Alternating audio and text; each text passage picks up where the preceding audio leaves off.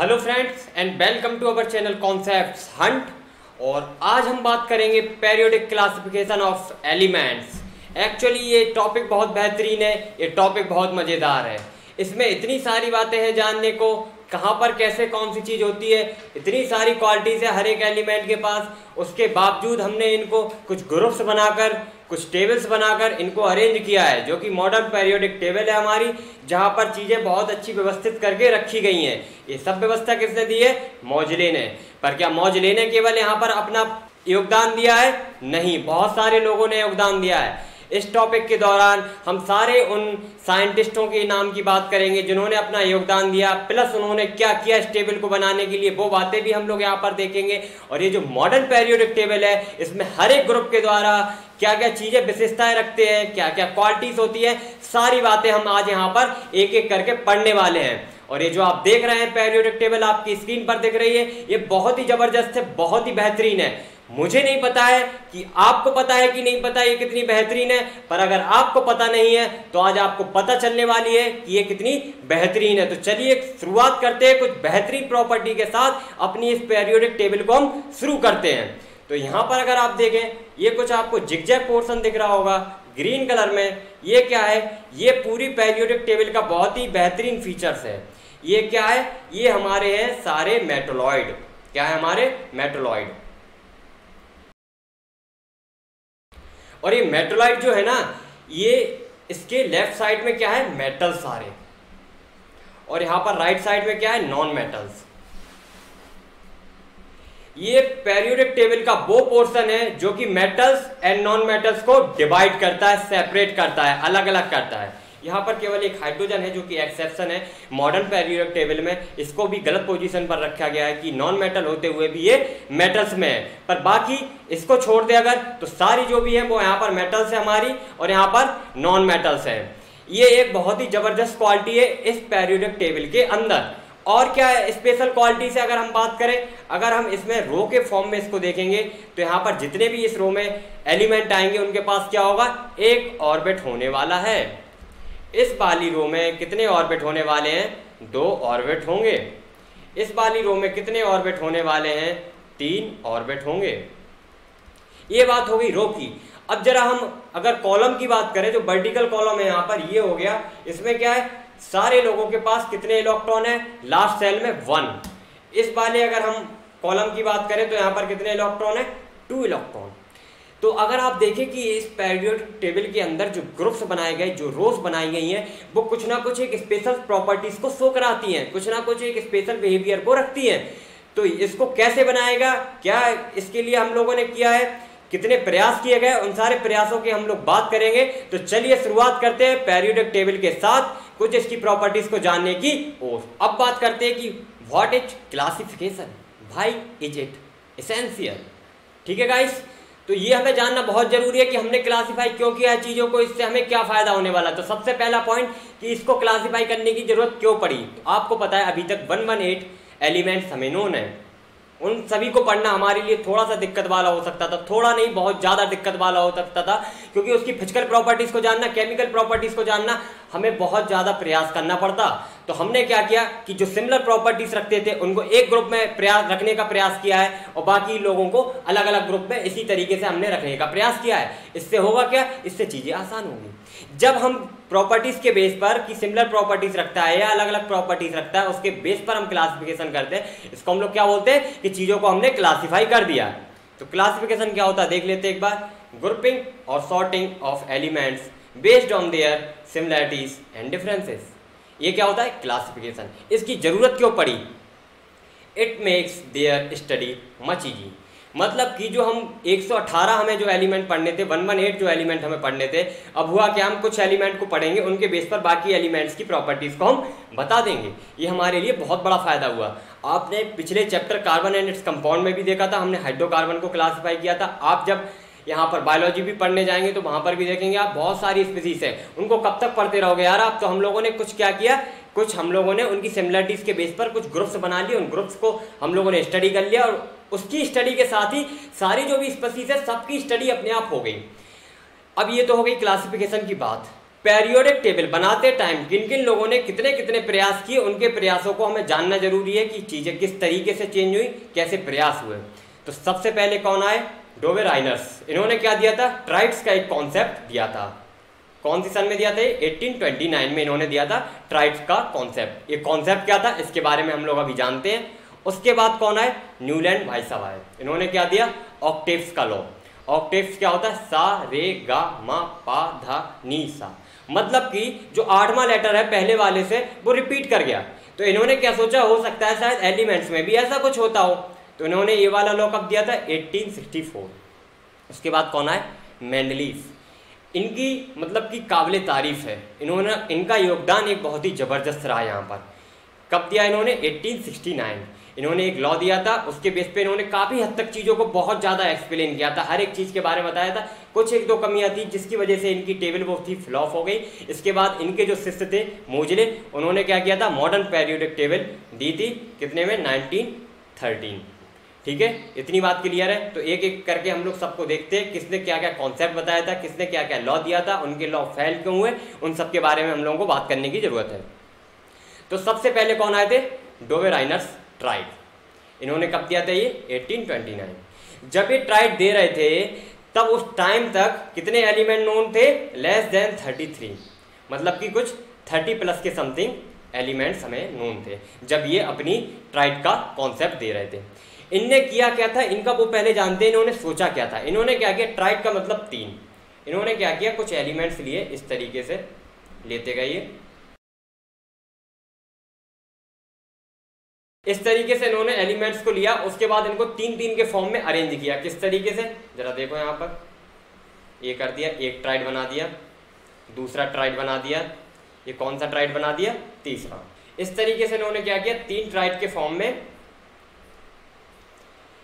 इस तरीके से इन्होंने क्या किया? ट्राइड्स के फॉर्म में चीज़ों को डिवाइड किया। और इनने जब निकाला ना चीज़ों को, और लोगों ने जब देखा ना कि ये तो कुछ सही बात बोल रहे हैं कि अगर इसका एटॉमिक मास ए है, इसका एटॉमिक मास सी है, तो ये जो है बी, इसका एटॉमिक मास कितना आएगा? a+c/2। लोगों ने बोला ये तो जादू हो गया। इनने कहा भाई हमने भी यही बोला था कि कुछ ना कुछ हम निकाल के देंगे आपको, हमने एक चीज़ निकाल के दे दी। क्या ऐसे ही देखा? दूसरे वाले केस में भी ऐसे ही हो रहा था, तीसरे वाले में केस में भी ऐसे ही हो रहा था। तो उन्होंने कहा ये ट्राइड बना दिया हमने। ठीक है, तो इनका बेसिकली कॉन्सेप्ट क्या था? ट्राइड के ऊपर था कि 3-3 के फॉर्म में हम चीज़ों को अरेंज करेंगे, फिर उनकी प्रॉपर्टीज को देखेंगे कि किस तरीके से प्रॉपर्टीज हुई।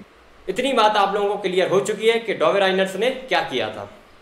तो अब इन्होंने क्या बोला था कि जब ये अरेंज कर रहे थे, when elements are arrange in increasing order of their atomic mass, मतलब कि एटॉमिक मास को इंक्रीजिंग ऑर्डर में रखा, इन ग्रुप्स ऑफ 3, मतलब कि 3-3 के ग्रुप में बनाया, उसको क्या बोलते हैं हम लोग? ट्राइड।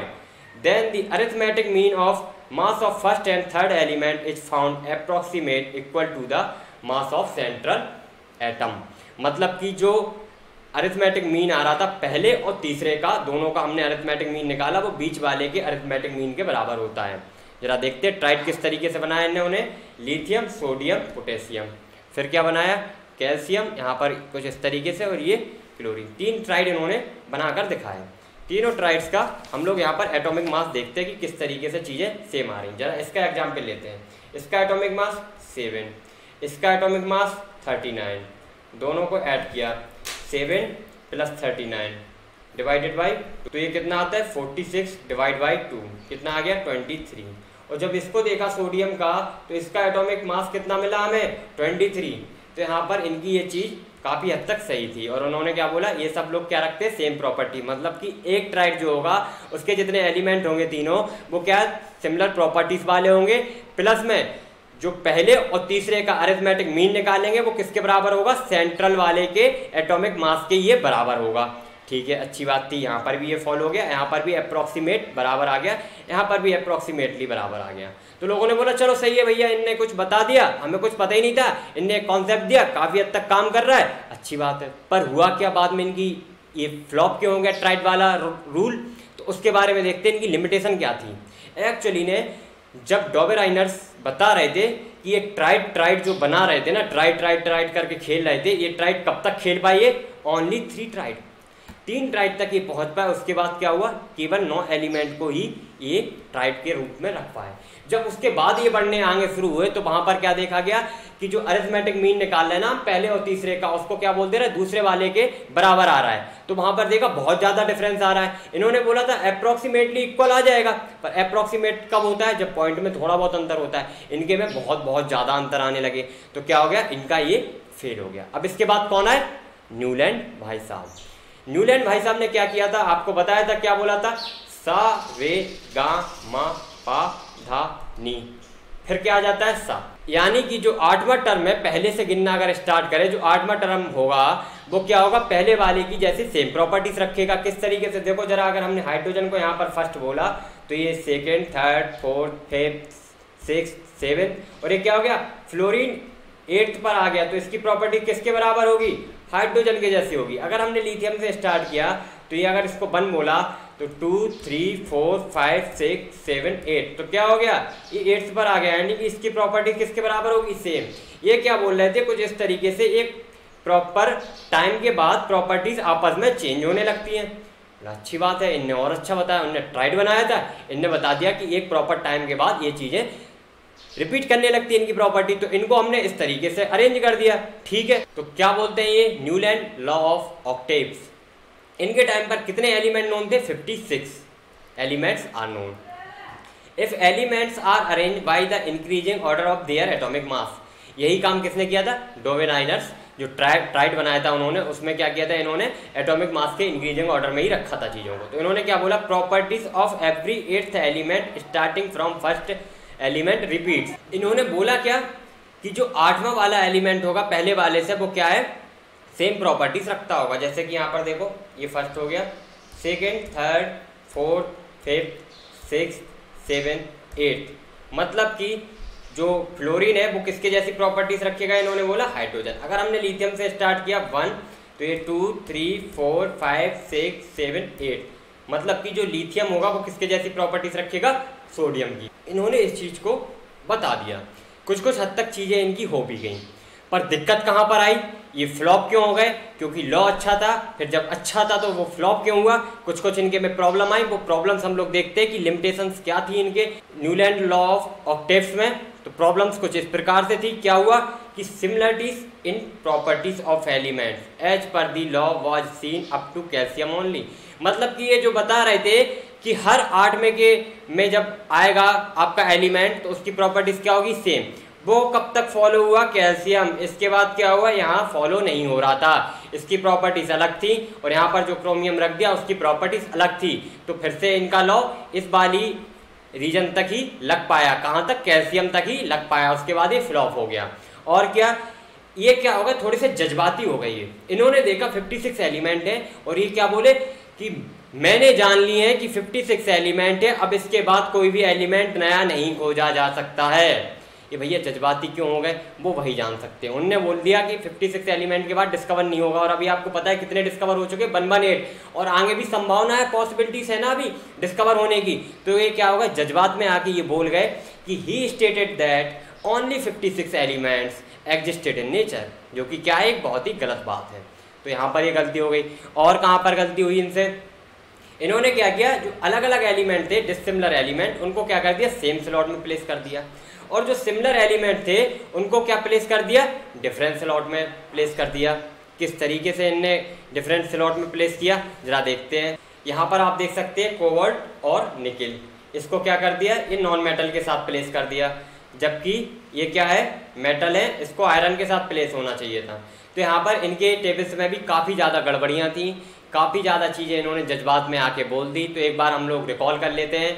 डोवेनाइनर्स ने क्या बोला था, ट्राइड का कॉन्सेप्ट दिया था कि 3-3 एलिमेंट के रूप में रखते जाओ, उनका एक ट्राइड बना लो, और पहले और तीसरे का जो अरिथमेटिक मीन होगा वो बीच वाले के बराबर होगा। पर ये कब तक हो रहा था, 3 ट्राइड तक फॉलो हुआ, यानी कि 9 एलिमेंट हम कवर कर पा रहे थे, उसके बाद हम कवर नहीं कर पा रहे थे। उसके बाद कौन आया, न्यूलैंड। न्यूलैंड ने क्या बताया, सारे गामा पाधा निशा, मतलब कि जो पहले से 8वां वाला एलिमेंट होगा वो प्रॉपर्टी सेम रखता होगा। पर ये कब तक फॉलो हुआ, कैल्शियम तक। और क्या क्या दिक्कतें आई वो हम लोग यहाँ पर डिस्कस कर चुके हैं। अब इसके बाद कौन आए, मेंडलीव आए। मेंडलीव ने क्या किया, अपनी जो पीरियोडिक टेबल बनाई 1869 में इन्होंने अपनी पीरियोडिक टेबल को दिया था। एक्चुअली जब ये बना रहे थे इन्होंने क्या किया, कैसे ये टेबल को बनाई, जरा एक बार आप टेबल देख लो कैसी टेबल थी। ये कुछ इस तरीके से टेबल थी। इस टेबल को इन्होंने कैसे बनाया, सबसे बड़ा मुद्दा हमारा यहाँ पर ये बनाई कैसे इन्होंने। तो इन्होंने जो ये टेबल बनाई, उस टेबल को बनाते टाइम इन्होंने क्या बोला था, जरा इनका स्टेटमेंट देखते हैं। इनके टाइम तक कितने एलिमेंट नोन थे, 63। इन्होंने क्या बोला, the properties of elements are periodic function of their atomic mass. इन्होंने क्या बोला, एक टाइम के बाद रिपीट करती हैं। सही बात है। न्यूलैंड ने क्या बोला था कि 8वें के बाद रिपीट करती है। इनने क्या बोला, 8वां हमें नहीं पता, हमें बस इतना पता है कि एक टाइम के बाद वो चीज़ें रिपीट करेगा। कितने टाइम बाद रिपीट करेगा वो नहीं पता है। वो जब हम चीज़ों को अरेंज करेंगे तो हम बता देंगे कि कैसे हमने अरेंज किया है और कैसे प्रॉपर्टीज रिपीट हो गई। ये इनके टेबल की बहुत ही अच्छी बात थी कि इन्होंने बोला कि पेरियोडिक फंक्शन होती हैं, पर कितना फंक्शन होती है, कितने टाइम के बाद ये पीरियड आता है, इन्होंने इस चीज़ के बारे में नहीं बोला, जो कि बहुत ही अच्छी बात थी। अब इन्होंने इस टेबल को कैसे बनाया जरा वो देखते हैं। हुआ क्या, जिस तरीके से आपका आधार कार्ड बनता है ना, ऐसे इन्होंने क्या किया, हर एक एलिमेंट का आधार कार्ड बना दिया, या बोल लो आप पैन कार्ड बना दिया, कुछ भी बना दिया इन्होंने, या वोटर आईडी बना दी। हर एक एलिमेंट की बना दी। उसमें क्या था, उस एलिमेंट का इन्होंने सिंबल लिखा, लाइक ABCDEFG, जितने भी सिंबल ये यूज कर सकते थे उन्होंने यूज किए। हर एक एलिमेंट के लिए हर एक सिंबल को यूज किया। और क्या बता दिया उन्होंने, यहाँ पर इन्होंने एटॉमिक मास भी उसका लिख दिया। प्लस में और क्या लिख दिया, ये ऑक्सीजन के साथ कैसे रिएक्ट करता है, लाइक OA2, कुछ इस तरीके से इन्हें बता दिया, जैसे ये BO। तो इन्होंने इस तरीके से हमें क्या पता चल जाएगा कि इसकी रिएक्शन ऑक्सीजन के साथ कैसे होती है। और क्या बता दिया, लाइक इन्होंने कि ACl होगा या BCl2 जो भी है, कि मतलब क्लोरीन के साथ कैसे रिएक्ट करेगा। कुछ इनने इन्फॉर्मेशन वहाँ पर देनी शुरू कर दी, इलेक्ट्रॉन क्या है कैसे हैं। तो इन्होंने क्या किया, एक कार्ड बनाया, हर एक एलिमेंट का एक एक कार्ड बनाते गए। उस कार्ड में कुछ इन्फॉर्मेशन लिख दी, जैसे हमारे पास होती है ना वोटर आईडी, उसमें हमारा नाम, एड्रेस, डेट ऑफ बर्थ, कुछ इस तरीके से। ऐसे ही इनने पूरा एक एलिमेंट का बायोडेटा तैयार किया, और ऐसे करके इन्होंने कितने कार्ड बना लिए, 63 कार्ड बना लिए। उसके बाद क्या किया, इन्होंने एक टेबल फॉर्म की। उसमें क्या किया, पहले किसको रखा, A, जिसका एटॉमिक मास सबसे कम है। उसके बाद B, जिसका एटॉमिक मास उसके ज़्यादा है। फिर C का एटॉमिक मास B से ज़्यादा है। फिर D, ऐसे ही करके ये रखते गए। उसके बाद इन्होंने देखा कि कुछ टाइम के बाद यहाँ पर जो उसकी जो प्रॉपर्टीज़ हैं वो A के जैसी है, तो इन्होंने क्या किया, A के नीचे उसको रख दिया। उसके बाद क्या देखा, H, इसकी प्रॉपर्टी इसके जैसी है, इसके नीचे रख दिया। ऐसे करके ये प्लेस करते गए, और उन्होंने क्या कर दिया, एक पूरी टेबल का फॉर्मेशन कर दिया। और इनकी टेबल हद तक ठीक थी, कुछ गलतियाँ थी, कुछ गड़बड़ियाँ थी, क्योंकि ये बेसिक्स में थोड़ी सी गलती कर गए थे। उसके बाद इनकी टेबल बहुत ज़्यादा गड़बड़ हो गई थी, नहीं तो इनकी टेबल काफ़ी हद तक ठीक थी। तो इन्होंने क्या बोला था कि कुछ इस तरीके से चीज़ें प्रॉपर्टीज होती है, ये बात हम मान रहे हैं कि वो रिपीट करती है, पर कितने टाइम के बाद रिपीट करती है वो हम जब पेरियोडिक टेबल का फॉर्मेशन कर रहे होंगे तब हम इस चीज़ को हम देखेंगे। तो इन्होंने भी यही किया कि एक प्रॉपर टाइम नहीं बताया, एक प्रॉपर जगह नहीं बताई कितने के बाद ये चेंज करेंगे, 8 या 9 या 10, कुछ नहीं बताया। इन्होंने कहा जब चेंज करेंगे तब हम उनको देख लेंगे, और उन्होंने अपनी टेबल का फॉर्मेशन कर दिया। इनकी टेबल किस तरीके से बनी थी, इस तरीके से देख लो आप। यहाँ पर ये इन्होंने रखते गए। यहाँ पर आपको कुछ एम्प्टी स्पेस भी दिख रहे होंगे, खाली स्थान, और कुछ जगह पर आप देखो यहाँ पर 2-2 लोग भी दिख रहे होंगे। इसको भी इन्होंने एक्सप्लेन किया है कि ऐसा क्यों हुआ, खाली स्थान क्यों रह गए, और ये डबल हमें क्यों रखना पड़ा। ठीक है, तो बाकी सब में हम लोगों ने क्या देखा था, लिमिटेशंस। इनके में मेरिट्स भी देखेंगे कि इनकी जो पेरियोडिक टेबल है उसकी खास बात क्या रही। तो अब बात करते हैं कि मेंडली पेरियोडिक लॉ जो था उसकी मेरिट्स क्या थी। तो सबसे पहले क्या था, he corrected atomic mass of certain element, for example atomic mass of beryllium was corrected from 14.9 to 9.01। मतलब कि इन्होंने क्या किया, कुछ एलिमेंट के जो एटॉमिक मास थे वो गलत थे पहले, इन्होंने उनको सही किया, जैसे कि बेरिलियम का इन्होंने सही किया, अच्छी बात है। दूसरा इन्होंने क्या अच्छा किया कि ही लेफ्ट 3 गैप्स। इन्होंने क्या किया, 3 गैप्स जो छोड़े थे, एक्चुअली वो इन्होंने क्या बोला कि ये हमारा जो टेबल है उसकी ये लिमिटेशंस नहीं है, ये एडवांटेज है, क्योंकि हमें पता है कि आगे जाके कुछ एलिमेंट्स क्या होंगे, डिस्कवर होंगे, और जो डिस्कवर होंगे उनके लिए हमने प्लेस पहले ही से छोड़ा। ये हमारे टेबल की बहुत अच्छी बात है। तो इन्होंने क्या किया, he left 3 gaps for undiscovered element and named them eka boron, eka aluminium and eka silicon. मतलब कि जो बोरॉन वाला टेबल था उसमें जो गैप्स छूटा उन्होंने क्या बोलते हैं, एका बोरॉन। एल्यूमिनियम वाले में एका एल्यूमिनियम और एका silicon. And predicted their properties, और इन्होंने उसकी प्रॉपर्टीज भी बताई कि इसकी प्रॉपर्टी कुछ इस तरीके से होगी। और लेटर ऑन क्या हुआ कि जब एलिमेंट को डिस्कवर किया गया तो उनके नाम कुछ इस तरीके से पड़े, स्कैंडियम, गैलियम, जर्मेनियम। ठीक है, and also predicted properties were found to be correct. मतलब कि जब इनको खोजा गया तो इनकी प्रॉपर्टी सेम पाई गई जैसा कि मेंडलीव्स ने बोला था। और क्या अच्छी बात थी इनकी टेबल की, novel gases which were discovered letter could be placed in his table without disturbing the actual form. यानी कि जब बाद में नोवेल गैसेस को खोजा गया, पहले नोवेल गैसेस को नहीं खोजा गया था, जब खोजा गया तो इनकी टेबल को डिस्टर्ब किए बिना ही इसमें नोवेल गैसेस को प्लेस कर दिया गया। क्या था, कुछ इस तरीके से इनकी टेबल बनी हुई थी। यहाँ पर जब नोवेल गैसेस को खोजा गया तो ये कुछ इस तरीके से थी। यहाँ पर इनको जस्ट इसके बाद हम यहाँ पर रख सकते थे नोवेल गैसेस को। कैसे रख सकते थे, क्योंकि यहाँ पर जो एलिमेंट था और यहाँ पर जो अगला एलिमेंट था, और जो ये नोवेल गैस आई थी ना, इसका जो एटॉमिक मास था इस एलिमेंट और इस एलिमेंट के बीच में था, तो इनको बहुत ही आराम के साथ प्लेस किया जा सकता था, कोई भी दिक्कत नहीं थी। तो ये सब क्या थी, मेंडलीव्स की जो पीरियोडिक टेबल थी उसके मेरिट्स थे, यानी कि उसके क्या थे, एडवांटेज थे। उसके बाद अब हम देखते हैं कि इनके जो लॉ था ना पीरियोडिक टेबल को बनाने का, उसके डीमेरिट्स क्या क्या थे। Positions of isotopes could not be explain. मतलब कि अगर हम बात करें जैसे हाइड्रोजन है, ये क्या है, 1H1 भी होता है, 1H2 भी होता है ड्यूटेरियम, और 1H3 भी होता है ट्राइटियम। तो इन्होंने इसको एक्सप्लेन नहीं कर पाए। जब ये 3 अलग अलग हाइड्रोजन है, इनका एटॉमिक मास अलग अलग है, तो इनको अलग अलग जगह पर रखना चाहिए था ना। जब आप बोल रहे हैं कि एटॉमिक मास के बेसिस पर हम रख रहे हैं चीज़ों को, तो इनको अलग अलग जगह देते आप आइसोटोप्स को, लेकिन ये चीज़ ये एक्सप्लेन नहीं कर पाए। सबसे बड़ा पॉइंट इनका ये था, positions of hydrogen could not be explain. Actually में ये वाली जो लिमिटेशंस है वो हमारी मॉडर्न पीरियोडिक टेबल में भी है, पर इनके में भी ये थी। और क्या था, wrong order of atomic mass of some element could be not explain. मतलब कि हुआ क्या है, इन्होंने प्रॉपर्टीज को बनाते टाइम की, मतलब यहाँ पर बोल दिया कि ये जो G आ रहा है और यहाँ पर क्या आ रहा है, ये H, तो बोला कि उसके ऊपर जो B है और यहाँ पर जो C है, इसकी प्रॉपर्टीज G के साथ मैच करती है और C की प्रॉपर्टी H के साथ मैच करती है, रख दिया। पर एक्चुअली जब देखा गया तो H का एटॉमिक मास ज़्यादा था किससे, G से, तो H को पहले आना चाहिए था, G को बाद में आना चाहिए था। इसको इनके पास कोई भी एक्सप्लेनेशन नहीं थी इस चीज़ को लेकर। और क्या था, many of the empty gaps remain unexplained. इन्होंने 3 गैप्स के बारे में बता दिया था कि एक का बोरॉन, एक का एल्यूमिनियम और एक का सिलिकॉन, और बाकी गैप्स के बारे में ये एक्सप्लेनेशन देने में असफल रहे थे।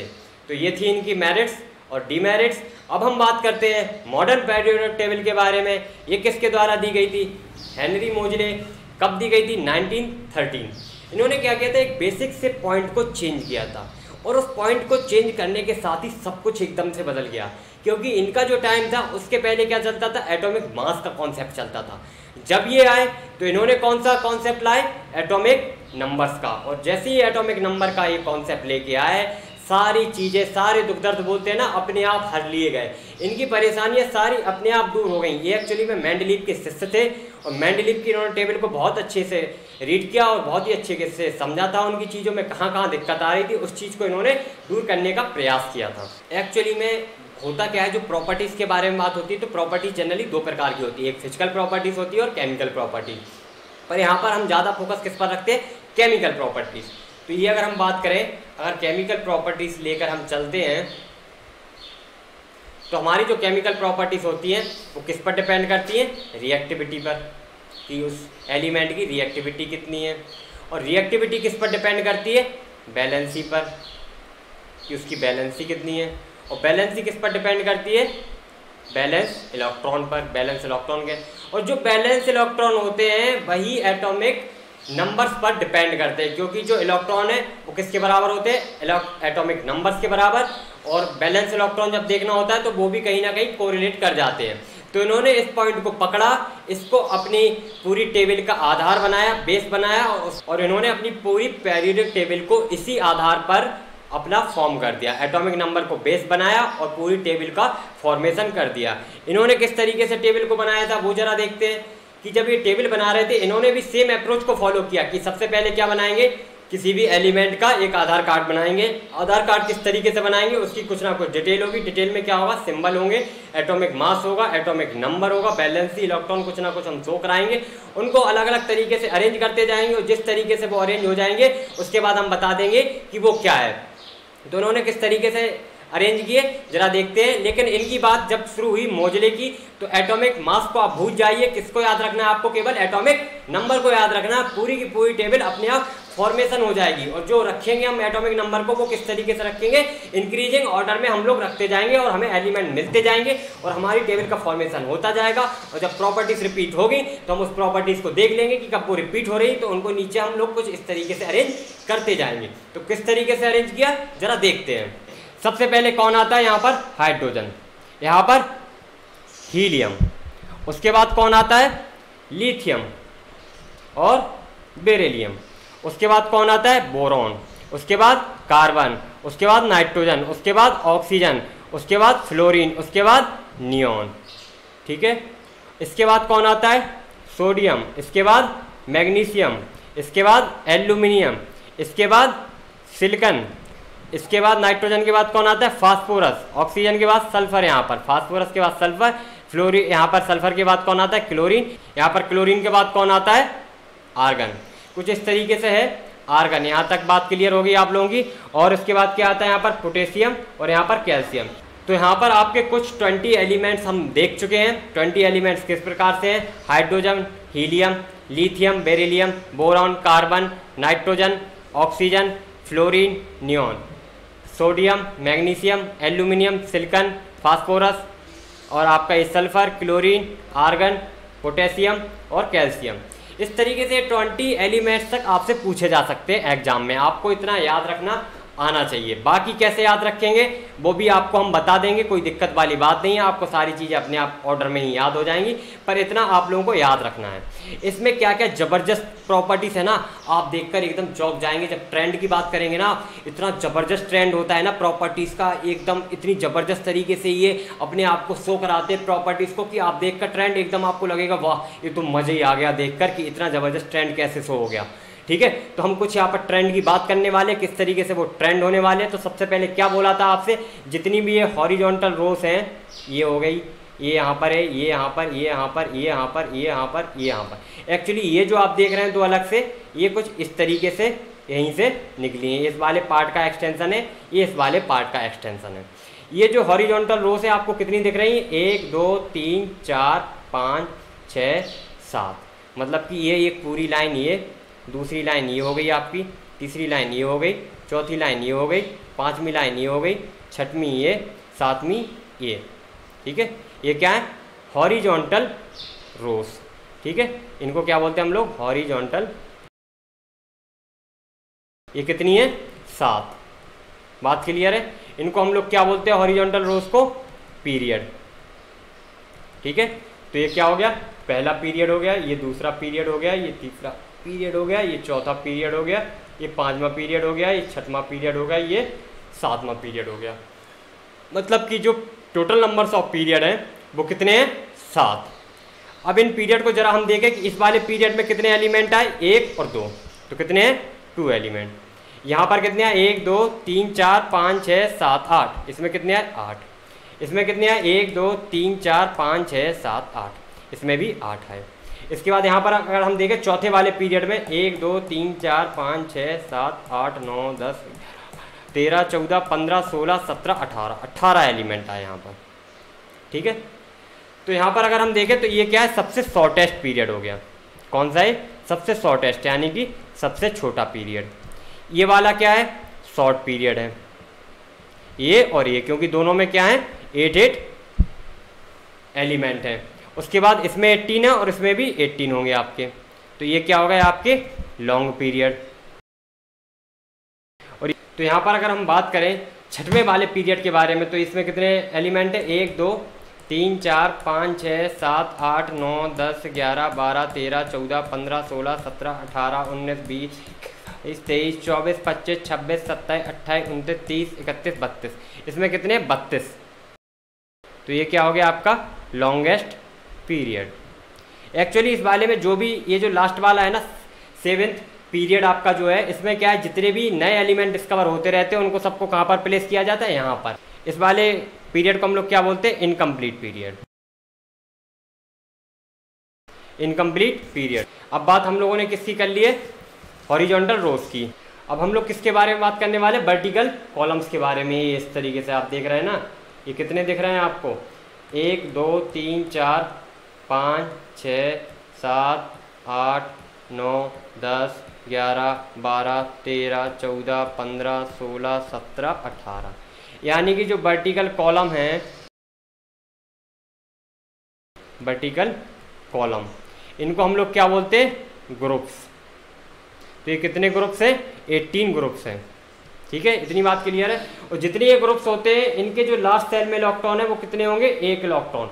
इसको क्या बोलते हैं? पहला वाला ग्रुप। ये क्या है? दूसरा वाला ग्रुप। यहाँ तक ये वाले हमें सब पढ़ने नहीं है। इसके बाद कहाँ से शुरू होता है? यहाँ 13 से। ये जो 10 ग्रुप है, ये 2 हो गया, 3, 4, 5, 6, 7, 8, 9, 10, 11, 12, ये 13वां, और ये 14वां ग्रुप, ये 15वां ग्रुप, ये 16वां ग्रुप, ये 17वां ग्रुप, ये 18वां ग्रुप। इतनी बात आप लोगों को क्लियर है? यहाँ पर ये 18। तो इसमें क्या है? 1 ग्रुप 1 इलेक्ट्रॉन, 2 ग्रुप 2 इलेक्ट्रॉन। यहाँ पर 13वां ग्रुप है, तो क्या 13 इलेक्ट्रॉन होंगे? नहीं। रिप्रेजेंट करने का मतलब, ये जो आखिरी वाला नंबर है 3, तो ये 3 इलेक्ट्रॉन होंगे लास्ट में। इसके लास्ट ऑर्बिट में कितने होंगे? 4 इलेक्ट्रॉन। इस वाले पूरे ग्रुप में बात कर रहे हैं, कार्बन, सिलिकॉन और जो भी इसके और एलिमेंट्स आएंगे उन सब में बात कर रहे हैं। उसके बाद 15 वाला है, इसमें क्या होंगे? 5 इलेक्ट्रॉन होंगे लास्ट वाले सेल में। इसमें 6 इलेक्ट्रॉन, यहाँ पर 7 इलेक्ट्रॉन और यहाँ पर 8 इलेक्ट्रॉन। यहाँ पर ये बात हो गई। अब कुछ और स्पेशल प्रॉपर्टीज की बात करते हैं। यहाँ पर ये सब क्या है? मेटल्स। और ये जो मेटल्स है ना, बहुत जबरदस्त मेटल है, और इनके जो ऑक्साइड और हाइड्रो ऑक्साइड होते हैं वो क्या होते हैं? बेसिक प्रॉपर्टीज शो कराते हैं। और ये क्या होते हैं? जो आपका वाटर होता है ना, उसमें सॉल्युबल होते हैं, तो उनको क्या बोलते हैं हम लोग? अल्कली। तो इन वाली मेटल्स को हम लोग क्या बोलते हैं? Alkali metal. क्या बोलते हैं? Alkali metals. और सेम प्रॉपर्टीज इनमें भी होती है, इनको क्या बोलते हैं? अल्कलाइन। इनके भी जो बेसिस बनते हैं वो क्या होते हैं? वाटर में सॉल्युबल होते हैं, लेकिन ये अर्थ क्रस्ट में भी पाए जाते हैं, तो इनको बोलते हैं एल्कलाइन अर्थ मेटल। बात क्लियर है? कुछ एक प्रॉपर्टीज है, स्पेशल प्रॉपर्टीज, जो मैं यहाँ पर आपको समझा रहा हूँ, बिल्कुल क्लियरली समझ में आनी चाहिए। हर एक बात का मतलब समझ में आना चाहिए, हर एक पॉइंट का मतलब समझ आना चाहिए। आपको जहाँ भी डाउट आता है आप कमेंट बॉक्स में टाइप कर सकते हैं, आपके कमेंट बॉक्स का रिप्लाई किया जाएगा और आपके सारे समस्याओं का समाधान किया जाएगा, क्योंकि हमारी टीम का प्रयास है कि कॉन्सेप्ट आपके मजबूत हो। Concept is power. तो इसलिए आप लोग कॉन्सेप्ट पर फोकस करिए, ज़्यादा फालतू की चीज़ों पर आपको दिमाग नहीं लगाना है। किस तरीके से चीज़ें जा रही हैं आप एकदम अच्छे से समझते जाइएगा। अब यहाँ पर जो चीज़ें होती है, यहाँ पर ये क्या है? नॉन मेटल हमारे। तो ये जो नॉन मेटल होते हैं, ठीक है, इनको क्या बोलते हैं हम लोग? हैलोजन्स। और ये क्या है हमारी? Noble gases, helium, neon, argon और आगे भी हमारी ये क्या है? हमारी नोबल गैसेस। ठीक है, तो सबका जो प्रयास होता है यहाँ पर, नोबल गैसेस क्या होती है? रिएक्ट नहीं करती। एक बहुत ही बढ़िया बात बताते हैं यहाँ पर, एक बहुत ही बढ़िया पॉइंट आपको समझाते हैं। पूरी पीरियोडिक टेबल आपको यहीं पर सारी चीज़ें समझ आ जाएंगी। जितने भी लोग यहाँ पर रिएक्शंस करते हैं, जितनी भी चीज़ें केमिस्ट्री के अंदर जो कुछ भी होता है, वो सब किसके लिए होता है? कि हम नोबल गैस का कॉन्फ़िगरेशन अचीव कर लें। नोबल गैस के कॉन्फ़िगरेशन में क्या होता है? वो ऑक्टेट होता है, मतलब कि 8 इलेक्ट्रॉन ऑलरेडी होता है। जब 8 इलेक्ट्रॉन होता है तो उसे और इलेक्ट्रॉन की जरूरत नहीं होती है। तो जितने भी एलिमेंट हैं उनका सबका प्रयास क्या है? कि हम नोबल गैसेस की तरह बन जाएं। उस बनने के चक्कर में वो क्या बनाते हैं? बॉन्ड बनाते हैं, रिएक्शंस करते हैं, इस कंपाउंड से मिलते हैं, उस कंपाउंड के पास भागते हैं कि हमारा ऑक्टेट पूरा करा दो, ऑक्टेट पूरा करा दो, और हम क्या बन जाए? नोबल गैसेस बन जाए। जैसे ही नोबल गैसेस बनेंगे, हमारे अंदर ऑक्टेट पूरा होगा, हमारे अंदर स्टेबिलिटी आएगी, हम आराम से बैठ सकते हैं। सारा प्रयास जो केमिस्ट्री में चलता है वो ऑक्टेट को लेकर चलता है, नोबल गैसेस की तरफ चलता है। नोबल गैसेस की तरफ क्यों चलता है? क्योंकि ये इनर्ट गैसेस होती है, रिएक्ट नहीं करती है। क्यों नहीं करती है? क्योंकि इनका ऑक्टेट पूरा होता है, ऑक्टेट पूरा होता है। बात क्लियर हो रही है क्या आप लोगों को? तो इतनी बातें आपको समझ आ चुकी। कुछ यहाँ पर बेसिक प्रॉपर्टीज के बारे में बात की गई, और जरा देख लेते हैं। यहाँ पर देखो एटॉमिक नंबर के कैसे रखते हैं? 1 2 3 4 5 6 7 8 9 10 11 12 13 14 15 16 17 18 19, यहाँ पर 20 होगा। ठीक है, यहाँ पर ये ग्रुप्स बताए गए 1 2 3 4 5 6 कुछ इस तरीके से, और यहाँ पर ये पीरियड्स बताए गए। अब यहाँ पर देखो बोला गया ये क्या है? Alkali metal. अल्कली मेटल कौन सी है? ये वाली। यहाँ पर क्या है? हाइड्रोजन को छोड़कर। ठीक है, हाइड्रोजन क्या है? नॉन मेटल है। यहाँ पर ये क्या है? Alkaline earth metal. ये वाली चीज़ क्या हो गई? Alkaline earth metal. ये क्या लिखा है? Transition metal. ये क्या है? Transition metal. इनको क्या बोलते हैं? D block member. आपको ये पढ़ना नहीं है, ना ही ये जानना है। ये होता है सेमी मेटल। ये जो क्या होते हैं? मेटल और नॉन मेटल दोनों की प्रॉपर्टीज रखते हैं, इसलिए इनको क्या बोलते हैं? मेटलॉइड्स या सेमी मेटल्स। इनको क्या बोलते हैं? हैलोजन्स। अभी आपको बताया क्यों? क्योंकि ये सॉल्ट बनाते हैं, लवण बनाते हैं, नमक बनाते हैं। ठीक है, इसलिए इनको हैलोजन्स बोला जाता है। और ये क्या है, नोबल गैसेस, ये सब क्या है, नोबल गैसेस। ठीक है, बात क्लियर है। यहाँ पर आप देख सकते हैं ये इनका एक्सटेंशन है, इस वाले पार्ट का एक्सटेंशन यहाँ पर आया, इस वाले पार्ट का एक्सटेंशन यहाँ पर आया। अगर आप चाहो कितने नंबर ऑफ एलिमेंट्स है इस वाले पीरियड में आप गिन सकते हो, 1 2, ठीक है, 56 के बाद 57 कहाँ आया, यहाँ पर। तो 1 2 3 4 5 6 7 8 9 10 11 12 13 14 15 16 17 71 तक हो गए हमारे 17 यहाँ पर। उसके बाद 18 19 20 21 22 23 24 25 26 27 28 29 30 31 32। तो यहाँ पर टोटल नंबर ऑफ एलिमेंट्स कितने आते, 32। आपको ये चीज़ समझ आ रही है कैसे पेरियोडिक टेबल को याद रखना है। अब जरा एक बार आपकी पेरियोडिक टेबल को भी हम कुछ इस तरीके से थी। तो यहाँ पर क्या था, हाइड्रोजन, लिथियम, सोडियम, ये क्या था, हलीना। हलीना क्या है, एक चुड़ैल का नाम है। यहाँ पर आपको क्या बता रहे हैं कि किस तरीके से आपको याद रखनी है प्रॉपर्टीज़ को, कि क्या क्या हमारे एलिमेंट होंगे। तो यहाँ पर क्या हो गया, हाइड्रोजन, लिथियम और सोडियम, ये क्या है, हलीना। हलीना क्या है, एक भूतनी का नाम है, हलीना। हलीना करे, हलीना कर रही है, क्या कर रही है, रब से फरियाद। हलीना क्या कर रही है, रब से फरियाद कर रही है। तो ये क्या हो गया, हलीना करे रब से फरियाद। तो पहले वाला जो आपका ग्रुप है उसके आपको एलिमेंट याद हो जाएंगे। उसके बाद क्या है, बेटा मांगे कार, बेरिलियम, मैग्नीशियम, कैल्शियम। बेटा मांगे कार, स्कूटर, बाप राजी। ठीक है, ये कुछ आपको सेकंड ग्रुप के एलिमेंट याद हो जाएंगे। उसके बाद क्या है, बैगन, आलू, गाजर इन थैली। बोलते हैं ना, बैगन, आलू, गाजर इन थैली में ले आओ, सब्जियों से रिलेटेड है, तो आपको ये चीज़ याद रख सकते हैं। उसके बाद क्या है, काशी गए सब पब में। काशी गए लेकिन वहाँ कहाँ चले गए, पब में। काशी गए सब पब में। और क्या याद रख सकते हैं, कहे सीता जी सुनो प्रभु। आपको जो भी सुटेबल लगे आप वो याद कर सकते हैं। आपको याद करना चाहे इस तरीके से कर सकते, कहे सीता जी सुनो प्रभु, या क्या याद कर सकते, काशी गए सब पब में। उसके बाद क्या, ये बॉलीवुड से रिलेटेड है अगला वाला, नाना पाटेकर ऐश्वर्या सब बिंदास। नाना पाटेकर ऐश्वर्या सब बिंदास है। अब क्या हो रहा है, एग्जाम का मौसम आया, बोलते हैं ना उससे कॉपी कर लो, उससे कॉपी कर लो आप। तो ये क्या बोल रहा है, उस से टी वो, बोलते हैं ना उससे टीप लो, यानी कि कॉपी कर लो। अब ये क्या है, फुटबॉल अगर आप देखते हो, एफसीबी एक टीम है, एफसीबी, ये क्या है, FCB, fluorine chlorine bromine, FCB क्या है, इंडिया आए। ठीक है, ये इस तरीके से याद रख सकते हैं। अब जब फुटबॉल की बात हो गई तो यहाँ पर क्रिकेट की बात कर लेते हैं। तेंदुलकर का नाम सुना होगा, अगरकर का नाम सुना होगा। यहाँ पर कौन है, ही नियरकर, तेंदुलकर प्लस अगरकर, ही नियरकर, ही नियरकर ने क्या बनाए, एक्स रन बनाए।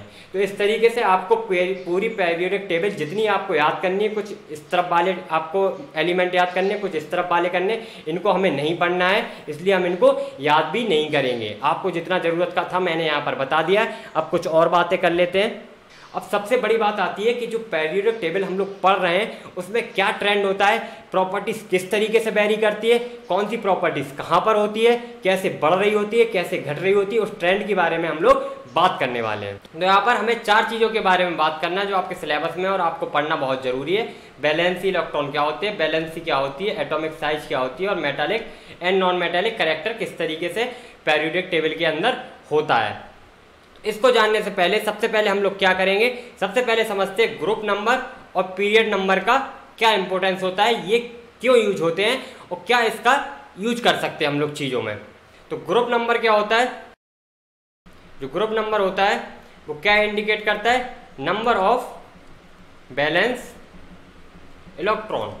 किस तरीके से बैलेंस इलेक्ट्रॉन, कि उसके जो लास्ट कोर्स है उसमें कितने इलेक्ट्रॉन है। यहाँ पर अगर बात करें तो इसके लास्ट कोर्स में 1 इलेक्ट्रॉन, यहाँ पर 2 इलेक्ट्रॉन। ये क्या है, पहला वाला ग्रुप, ये क्या है, दूसरा ग्रुप हो गया, ये 13th ग्रुप है, ये 14th ग्रुप, ये 15th ग्रुप, ये हो गया आपका 16th ग्रुप, ये हो गया 17th ग्रुप, ये हो गया 18th ग्रुप।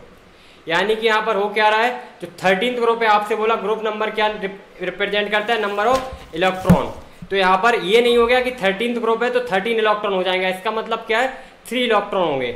यहाँ पर इसके क्या है 4 इलेक्ट्रॉन होंगे, यहाँ पर क्या है 5 इलेक्ट्रॉन होंगे, यहाँ पर क्या है 6 इलेक्ट्रॉन होंगे, यहाँ पर क्या है 7 इलेक्ट्रॉन होंगे, यहाँ पर क्या है 8 इलेक्ट्रॉन होंगे। ये सब क्या है, इनके जो लास्ट सेल में लास्ट ऑर्बिट में जो इलेक्ट्रॉन हो रहे हैं उसकी ये नंबर को बताता है कि कितने नंबर होंगे, और जो पीरियड नंबर होता है आपका वो क्या बताता है, पीरियड नंबर। ये क्या बताता है, नंबर ऑफ ऑर्बिट्स के बारे में, कि उस वाले एलिमेंट के पास कितनी ऑर्बिट है। अब आप यहाँ पर देखें, ये क्या है आपका पहला पीरियड है, ये दूसरा, ये तीसरा, ये चौथा, ये पांचवा, ये छठवां और ये सातवां पीरियड है। इस वाले में क्या होगी, एक ऑर्बिट होगा, यहाँ पर दो ऑर्बिट होंगे, यहाँ पर तीन, यहाँ पर चार, यहाँ पर पाँच, यहाँ पर छः और यहाँ पर कितने ऑर्बिट होंगे, सात।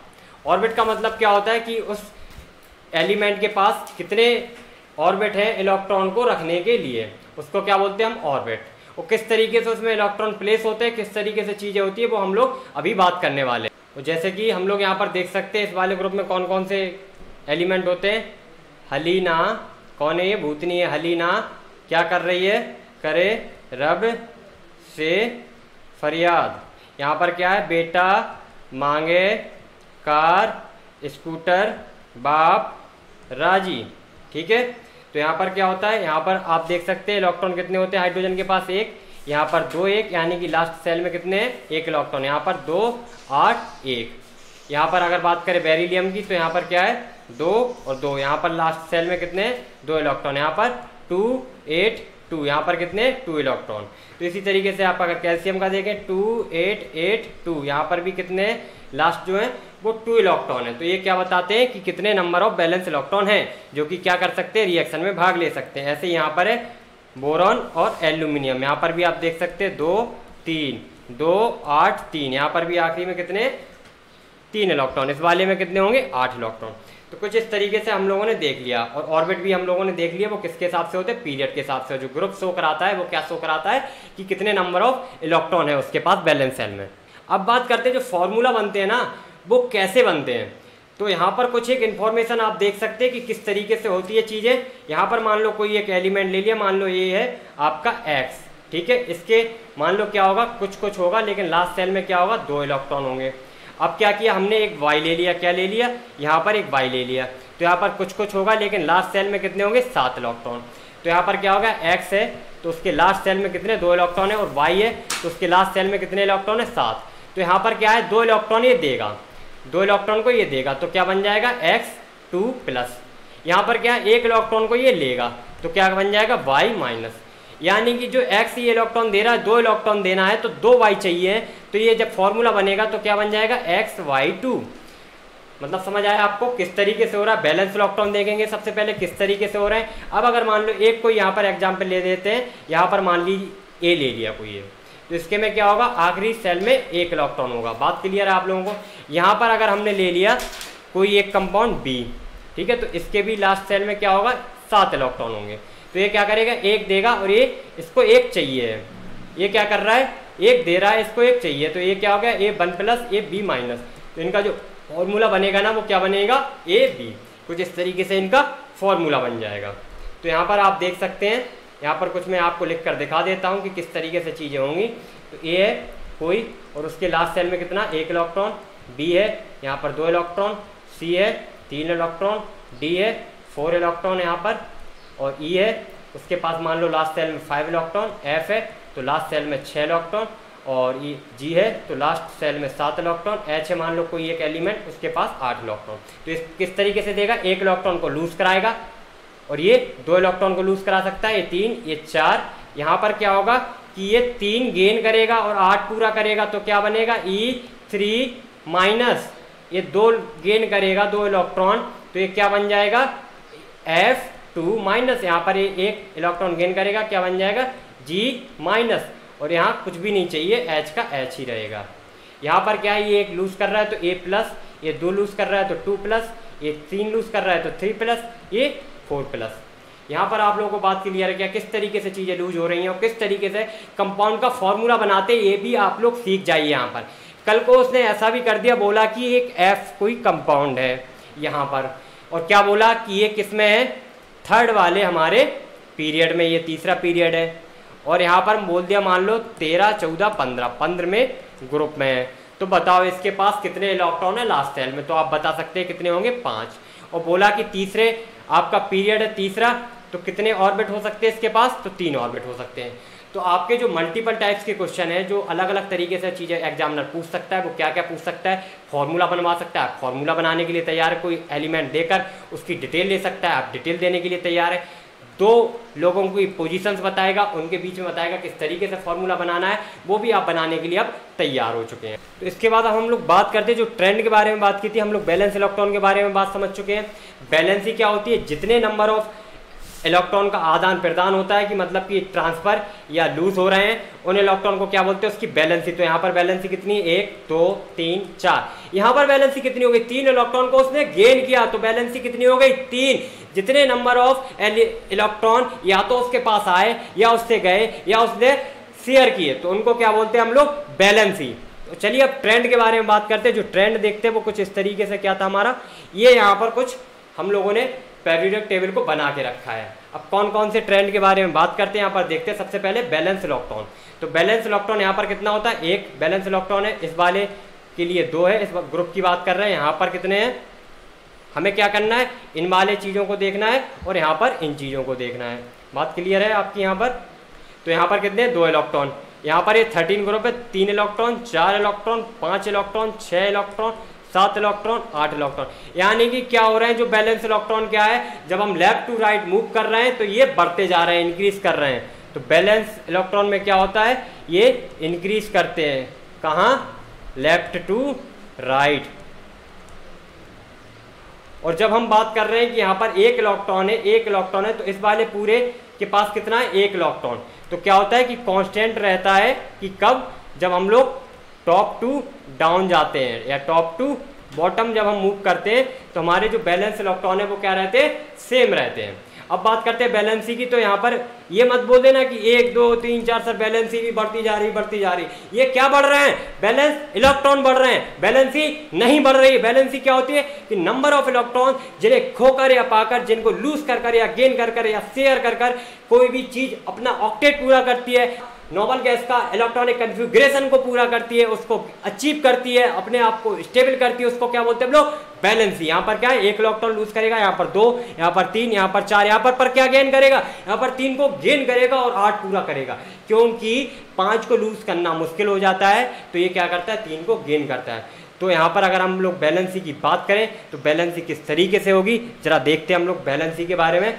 यहाँ पर क्या है, 1 बैलेंसी होगी, यहाँ पर 2, यहाँ पर 3 4, यहाँ पर क्या हो गई, 3 2 1, ये सब क्या बता रहे हैं, बैलेंसी।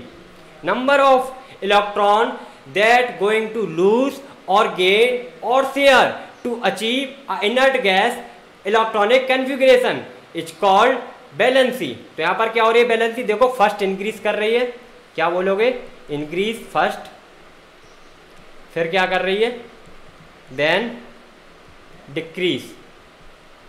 ये कहाँ है, लेफ्ट टू राइट। पर अगर हम बात करें टॉप टू बॉटम, यहाँ पर देखो 1 ही इलेक्ट्रॉन है, 1 ही को लूज करेगा, चाहे वो किसी भी एलिमेंट को उठा लो इस वाले ग्रुप में से, तो क्या करेगा, 1 को ही लूज करेगा। तो ये अगेन बैलेंसी क्या होगी, कांस्टेंट, कहाँ पर, टॉप टू बॉटम में। तो यहाँ पर क्या है, कुछ इस तरीके से। अब बात करते हैं एटॉमिक साइज के बारे में। एटॉमिक साइज को समझने से पहले सबसे पहले देखते हैं होता क्या है, कि यहाँ पर कुछ एलिमेंट्स ले लेते हैं, हाइड्रोजन, ये हो गया लिथियम, ये हो गया सोडियम, ये हो गया पोटेशियम, ठीक है। आपका कुछ इस तरीके से कंपाउंड ले लिए, इनके जरा ऑर्बिट को ड्रॉ करते हैं।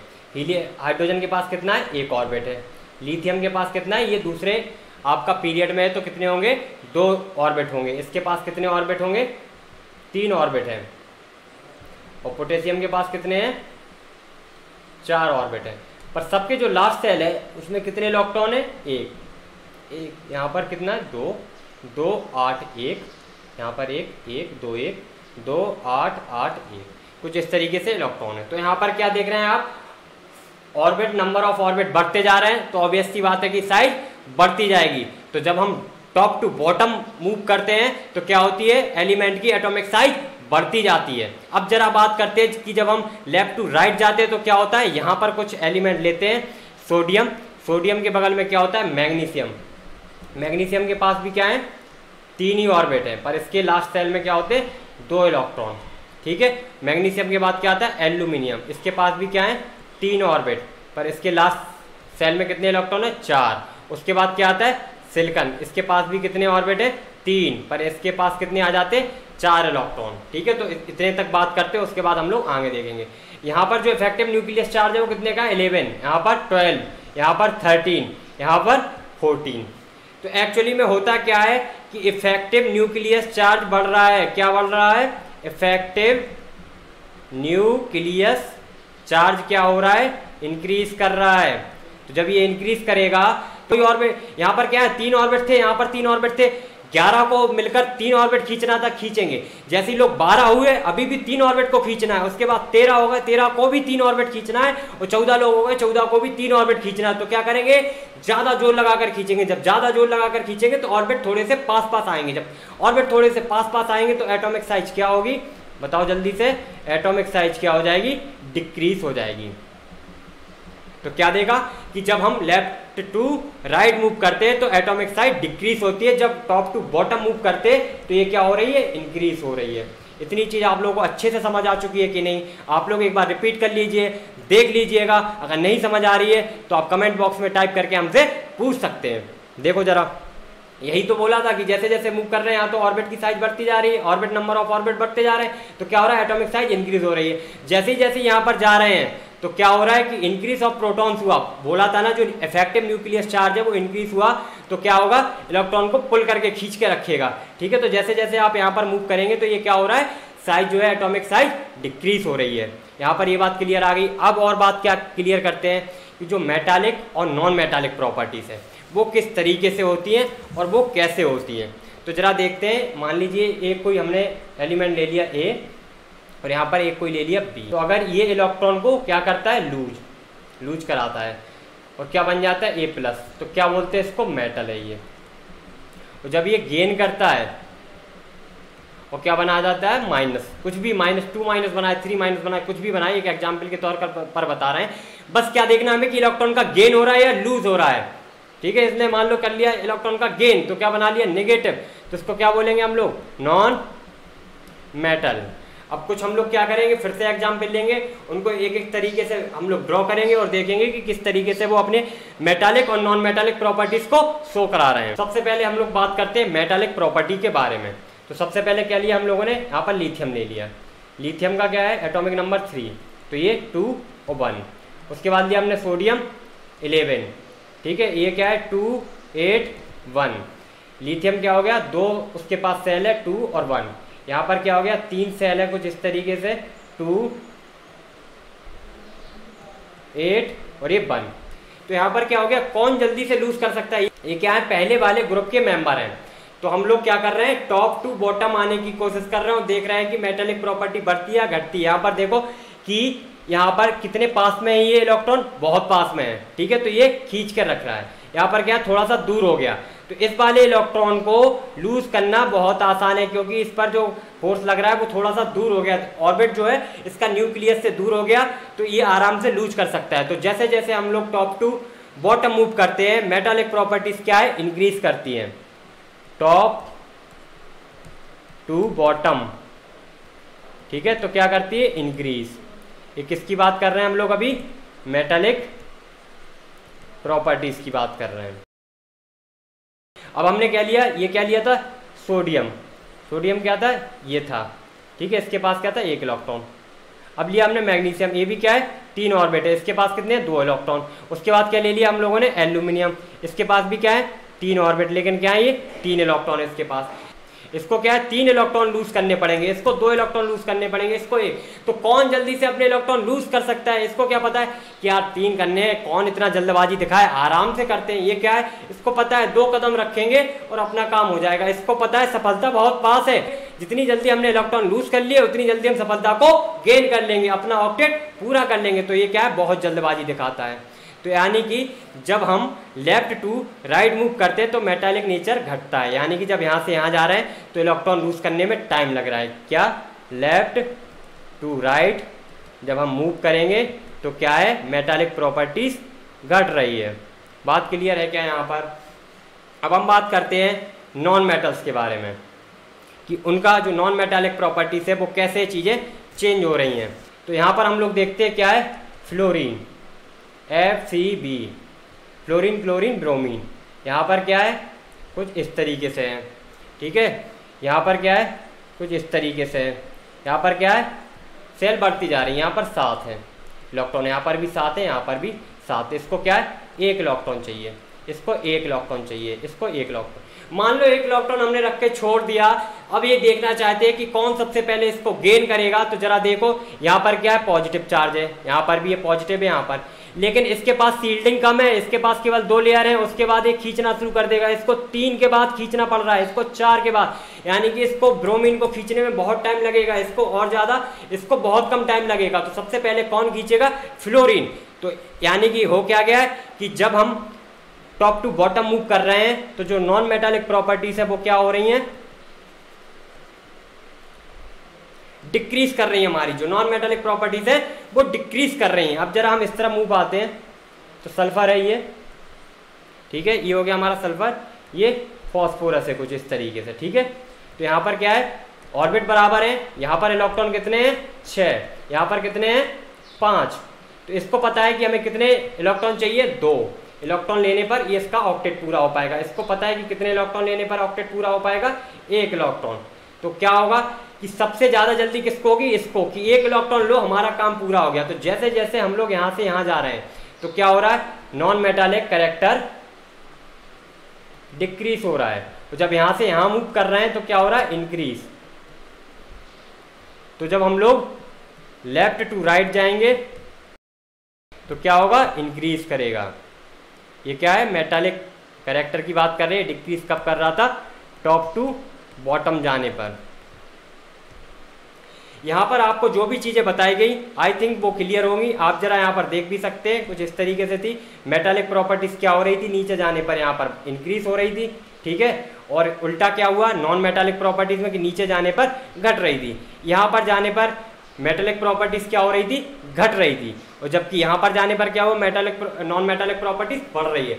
तो ये हमारा क्या था, periodic classification of elements. I hope आपको सारी चीजें क्रिस्टल क्लियर हो चुकी होंगी, आपके कॉन्सेप्ट बहुत अच्छे से बन चुके होंगे। तो आपको अगर मजा आया तो आपको जैसा भी लगा हो आप कमेंट करिएगा, आप बताइएगा कि चीजें कहां पर चेंज होनी चाहिए, आपको किस टॉपिक पर डाउट आ रहा है, उस टॉपिक पर हमारी वीडियो आएगी। थैंक यू दोस्तों, मिलते हैं अगले वीडियो में अगले टॉपिक के साथ।